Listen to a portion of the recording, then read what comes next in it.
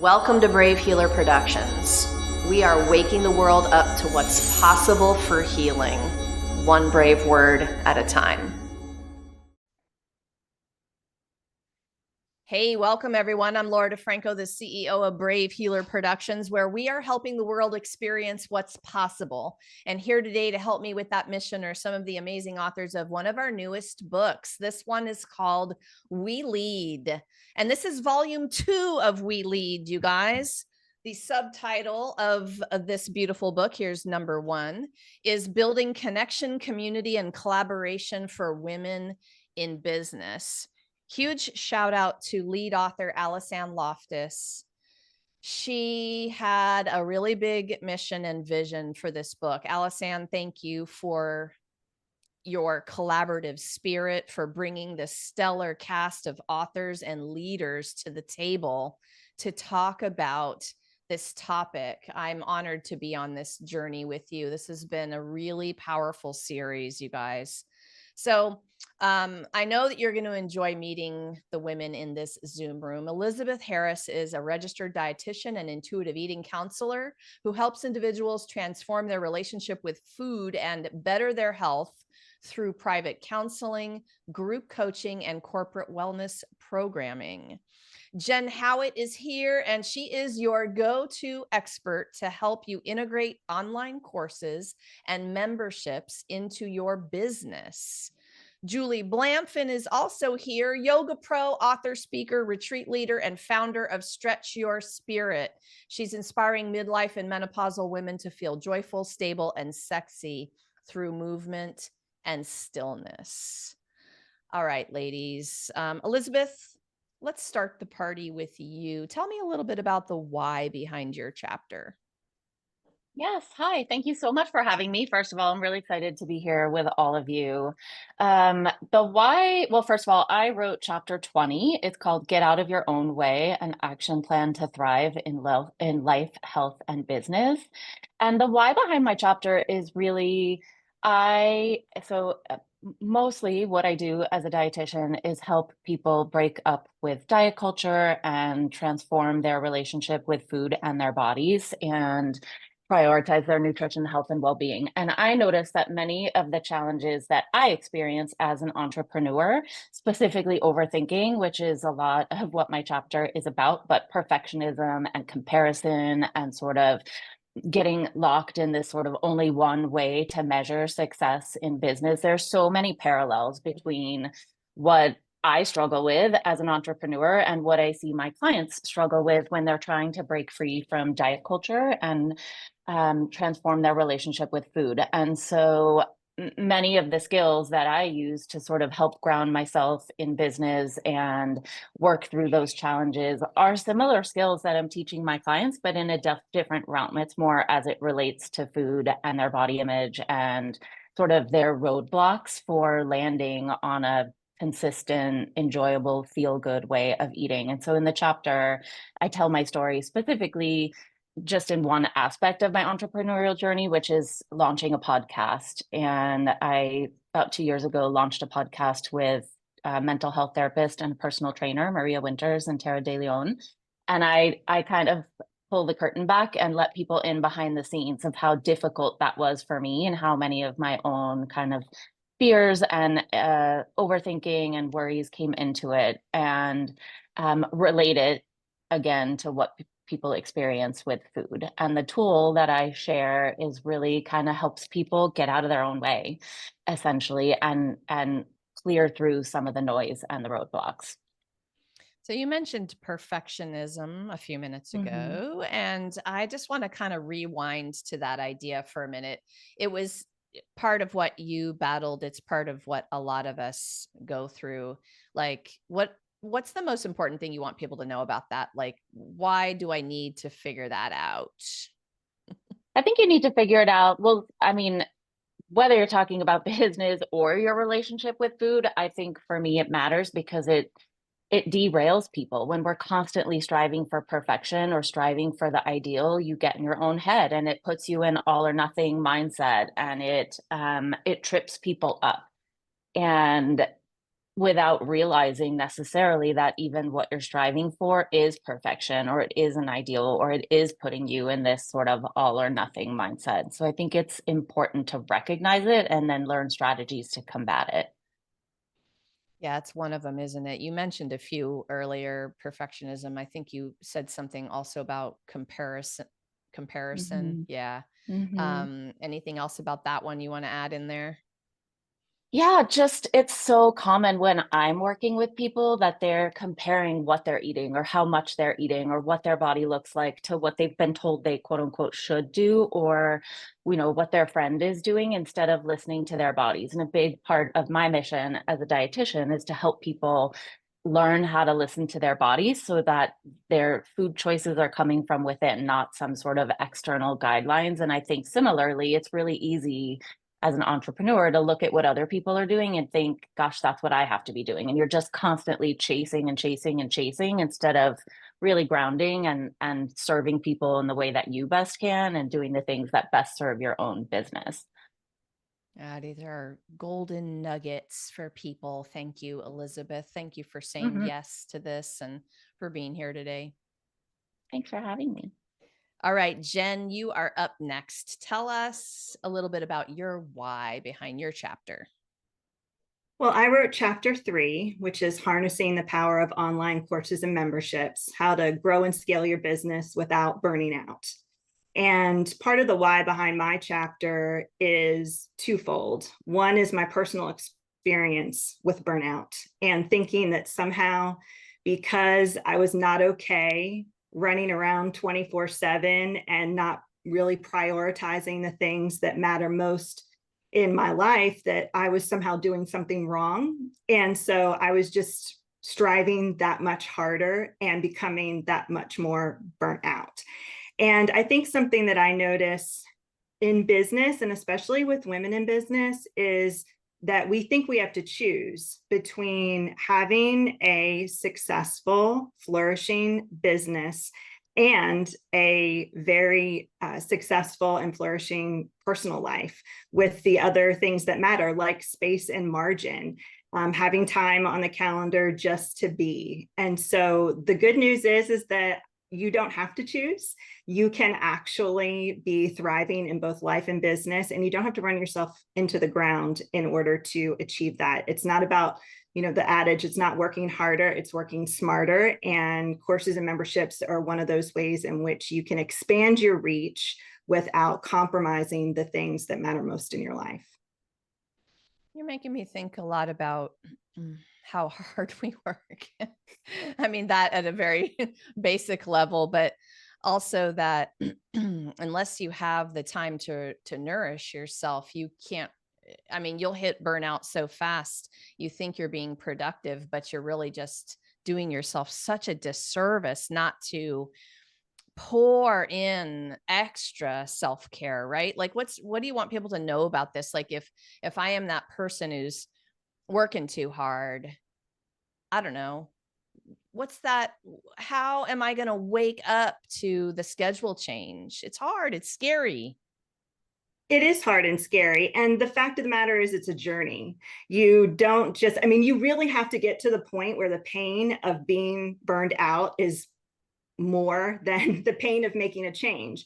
And the good news is that you don't have to radically wait until you crash and burn and you're in a free fall off a cliff.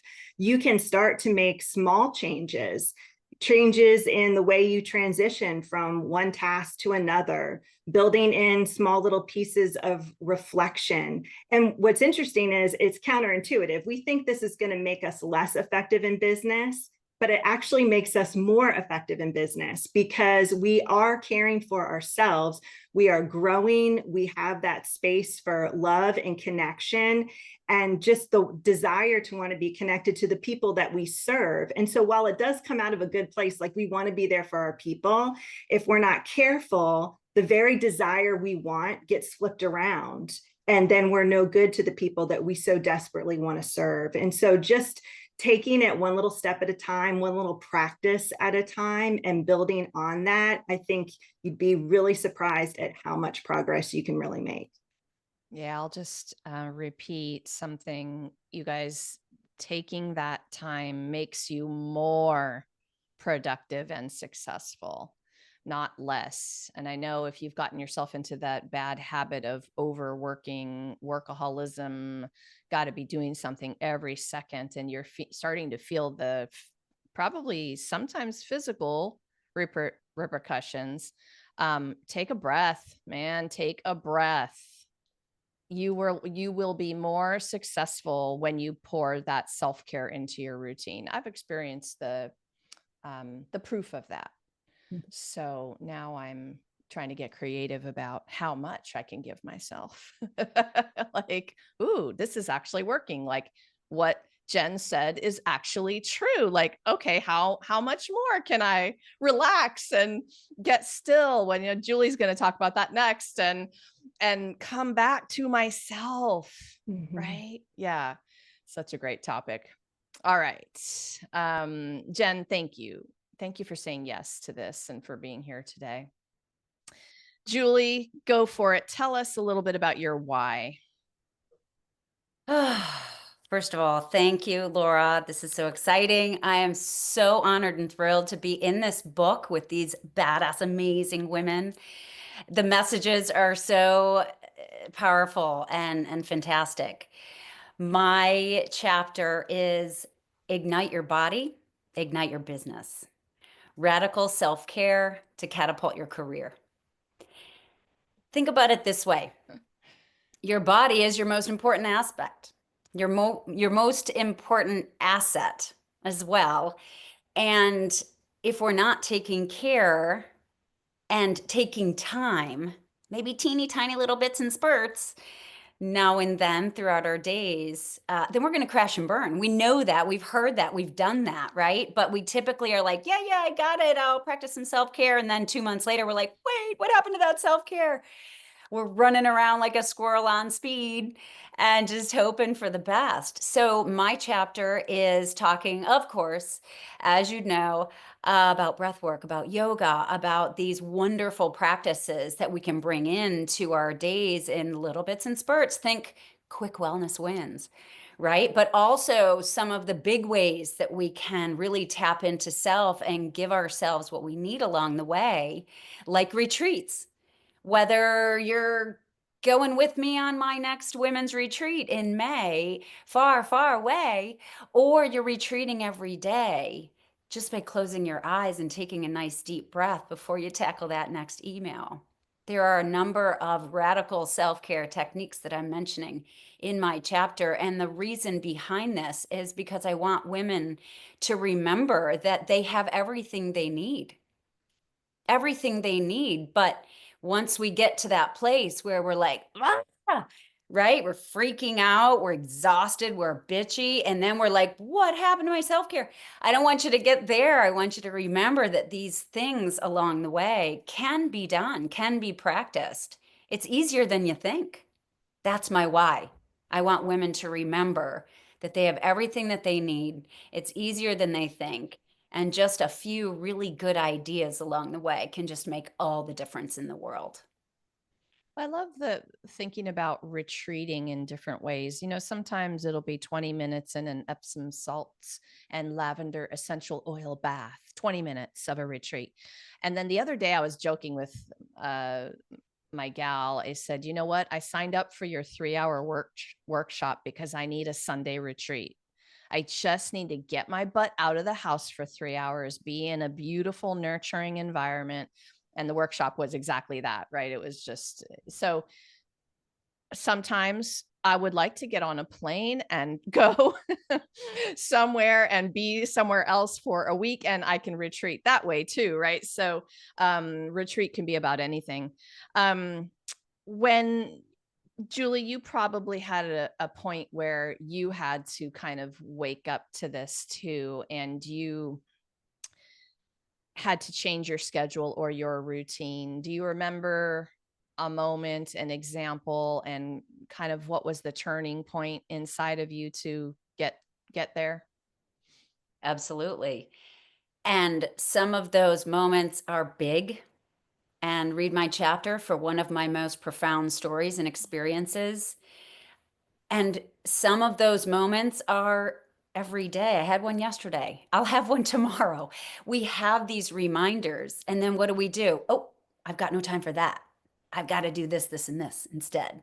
But we have these reminders all the time, signs from the universe, God winks, feelings, sensations, things on the calendar that just don't seem to get done. We've got these moments all the time, whether they're enormous. One of mine is pretty painful, or whether they're teeny, teeny, tiny, tiny, just remembering that, coming back to your practice, whatever it might look like, over and over and over. That's the secret. And so just finding what that practice might be. And it might be a retreat far, far away, but it might just be you going inward and taking those deep breaths, or getting into the tub, or having something yummy to eat. So I have these aha moments often. And again, sometimes they're huge and smacking me in the face, and sometimes they're just kind of little teeny tickles. We like our aha moments, don't we? All right, ladies, part of leadership, I think, is self-mastery. And I want to know from you first, Jen, what is something that you've worked on your journey in yourself that you had to master in yourself to become a better leader? The first thing that comes to mind is not to give an answer right away. Because like many of us, I'm a yes girl. I'm a people pleaser. I want you to like me. And so I say yes. And then after I say yes, I go back and look at my calendar and think, what on earth was I thinking? Because as you've probably heard, every yes to one thing is a no to something else. And so one of the things that I have had to develop over time is to say something like, let me go check my calendar and see if I can do that. And that gives me the space to take a deep breath and to look at what else is going on, and to make sure that I am not compromising the things that I have said are most important in the name of not disappointing someone else. So really just taking a pause, saying, let me check on that, and not automatically saying yes to every opportunity that comes my way. I love this one so much. I would add that to my bucket of a million things I've had to self-master. But this is such a good one. If you can just give yourself the space to see if the yes is truly aligning with the values and things you said you wanted. And yeah, you need a minute, right? I'm so guilty, Jen, of just like, yes. And it feels like yes. And it might be a yes, but not thinking about it and just jumping and then over scheduling the plate so heavily that I'm just dropping food all across the house, right, with my plate. So I love that one so much. Julie, how about you? What's something you've had to self-master to become a better leader? Woo-wee. Okay. So similarly to Jen, and yeah, Elizabeth mentioned this earlier, I'm a perfectionist. Well, pause. I'm a recovering perfectionist. I was raised in a school of gymnastics. So gymnastics, all about perfectionism, right? You're going for that perfect 10. So I've been trying to shed this ever since I was, 12, 13. It's been one of my lifetime practices, as well as wanting to do everything right and be enough. I also want to be gentle with myself. I want to give myself grace along the way. I want to practice what I preach. That's what I tell women. Give yourself grace. Be gentle with yourself. And here I am pushing myself to the limit. So I'm cray and overthinking everything and rewriting all my programs and all of my events, etc. So I think that mastering the art and the grace of being enough and feeling like, truly like, I'm enough, I'm doing enough, it is enough, it's good, I'm doing the best I can. And I love what I do. So there's that. I love what I do, and I don't want to not love what I do. Well, I mean, I'm working with women on how to inspire them to feel joyful, stable, and sexy. I mean, hello, that's amazing. But sometimes I get to the point where I'm like, oh, I didn't do that right. I didn't say that right. I need to do this better, blah, blah, blah. Julie, just pipe down and keep inspiring women. So remembering to remind myself, practice what you preach, be gentle, give yourself grace. You are enough. You're giving yourself and you're giving the women around you positivity, inspiration, love, light. It's good. It is good. I also resonate with that. And I have adopted the word gentle as well with how I treat myself in words and actions and all the things. And even back to what Jen was saying, and just pausing before the quick yes, and gentle, gentle, gentle. I love that one. That's got an energy too that's beautifully nourishing. And I think we're all today talking a little bit about ways to do that, right? To nourish ourselves. And that makes us badass business owners and leaders. Elizabeth, what's your thing that you had to self-master? I think mine is very similar to Julie's, which is getting out of that perfectionist mindset and to let often messy, imperfect action be enough. Which for me goes back to two things, really. The first one is just fear of being judged, right? I mean, I think that's what a lot of perfectionism stems back to. And then kind of coupled with that is really trusting yourself that you have what it takes and you can do it. And it's okay to get it wrong sometimes. And it's okay to go find the answers elsewhere. And sometimes it's okay to just step back and let it be for a while. Um, th- that's the first thing that comes to mind for me. I had grandparents on my dad's side who paid for A's. So you did not get paid if you didn't get an A. And so perfectionism started early in our house. Like, unless you get to this perfect point, oh my gosh, you're never going to get anything. You're not going to get paid. You're not going to be able to take care of yourself. You're not going to, oh my gosh, I think about this perfectionism thing. And I just like, if that is you all, listen to all of these messages about perfectionism. It's only going to burn you out. And yeah, we could talk for 3 hours on the perfectionism thing. But I want to get around to this last question, which is a fave of mine. I sometimes think about the Laura who started her business back then.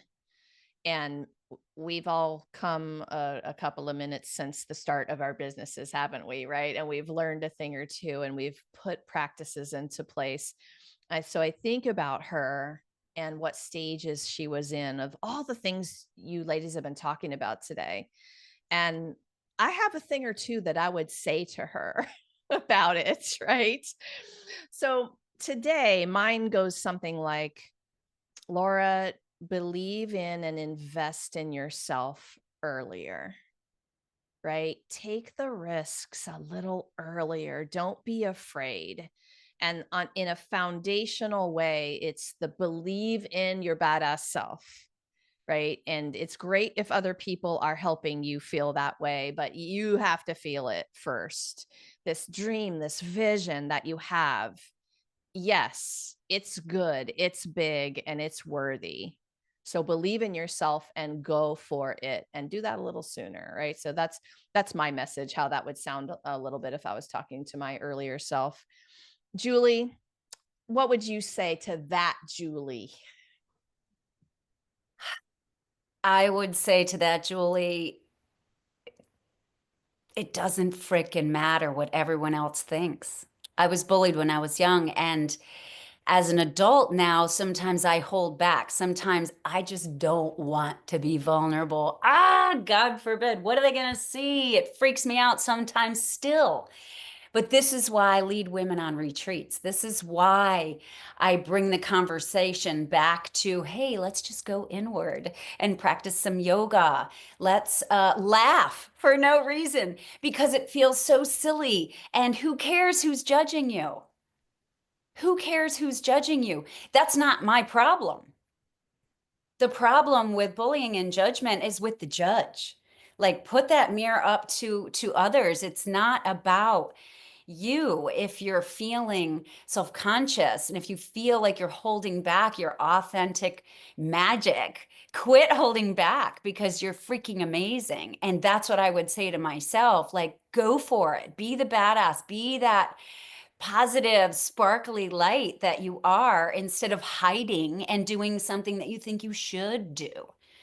Because a lot of years have gone by doing what I think I should be doing. And then finally you circle back around, you're 52 or however old I was. And I circled back around to doing something that really filled me up, and it allowed me to shine, because once you allow your light to shine, then others feel similarly like they can as well. So being your authentic self and just unapologetic.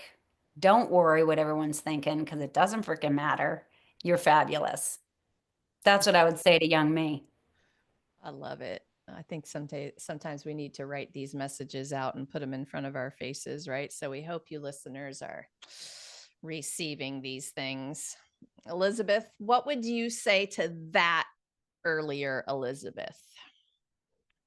Similar to you, so many things, but I guess a couple that come to mind. The first one is just don't be afraid to say what you know to be right, and to stand up for what you know to believe true, even if it's different than what the majority of the people are saying.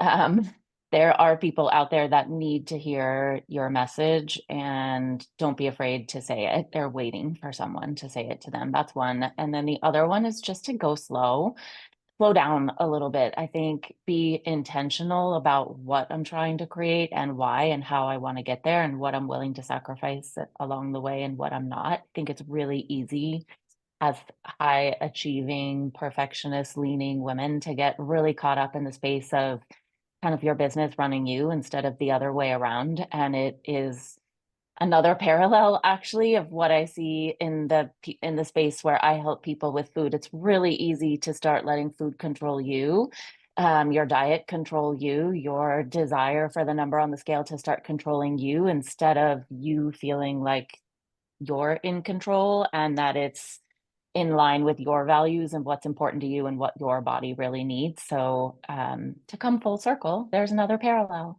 And that's a couple things I would say to my earlier self. I love those. Resonate with all of these so far. Yes, yes, yes, and yes. Jen, you're going to close us out with this one. What would you tell that earlier along the journey, Jen?